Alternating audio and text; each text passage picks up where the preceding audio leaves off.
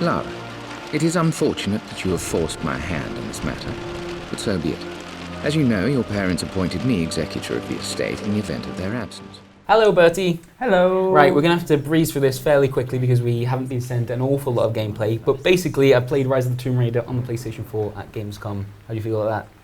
That feels good. It looks very nice. Yeah, it does. I'm sure people will be interested to see what it looks like on this platform. But also, there are some extra bits and pieces. Like, for example, you can explore Croft Manor and kind of discover more about Laura's history. What's the map for? Is she on some kind of meridian? So that is a compass built into the floor, and as you walk through it, you kind of hear a flashback to her father, like asking her why she's fascinated by to it. have in your house. Yeah, but they're explorer types. They're often like this. Yeah. It's about an hour's worth of content, I think. Mostly like some basic puzzle solving, pushing things around, having a nice wonder. She was actually pulling that, not pushing. And I also got to play this part of the game using PlayStation VR. Nice. Which obviously puts things into a first-person perspective.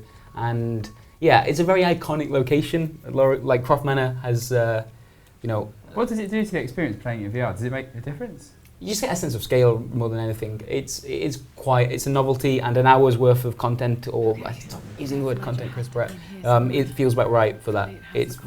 Obviously the PlayStation VR stuff doesn't go out and expand into the rest of the game. It's just this kind of exploration / puzzly stuff. I mean, it looks a bit boring. Yeah, do you get much back from it, like history and? Yeah, I think that's actually the main draw. The actual puzzle solving, from what I saw, and this is all from the very start of it.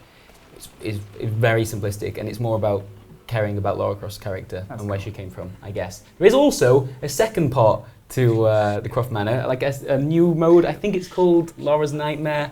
We didn't actually get to see this, and hold on a second. it's a bit different, Is right? that her neighbour? So it's snuck in.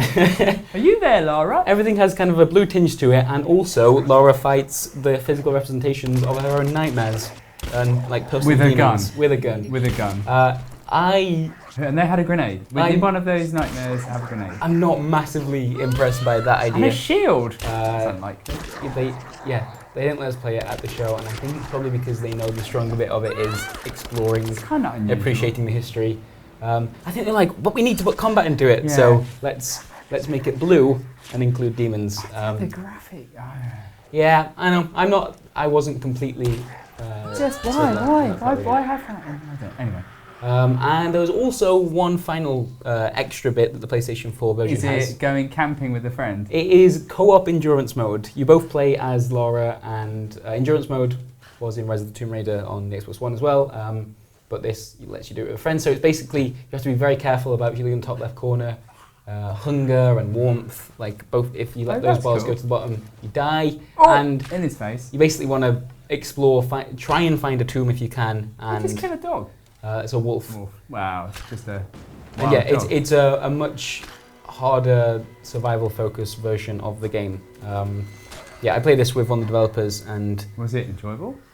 We sort of ran into a camp, and it was triggered about 15 enemies, which he seemed quite surprised by. I think they may want to, maybe have a quick look at that before this actually hit shelves. And yeah, it was okay.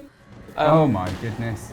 Oh, I think by far the most interesting part of the PlayStation 4's new stuff is exploring Croft Manor. That's just a cool thing that Tomb Raider games should always have, right?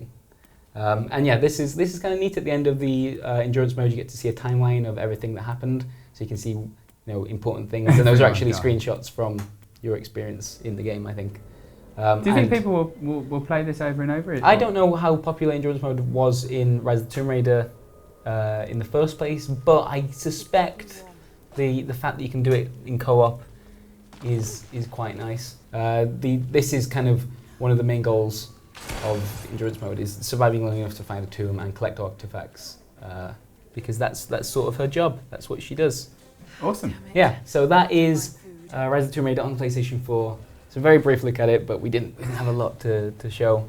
I think it looks cool. Croft Manor is cool. PlayStation VR is a nice little novelty bit to it, and it's nice to see PSVR kind of come into a major game and add something extra to it. Yeah, I think so too. That's good. All right, cool. Thanks for watching, and if you like this video, oh, she's of course, hang on. It's It's a Tomb Raider game, so of course Lara Croft has to get hurt really badly.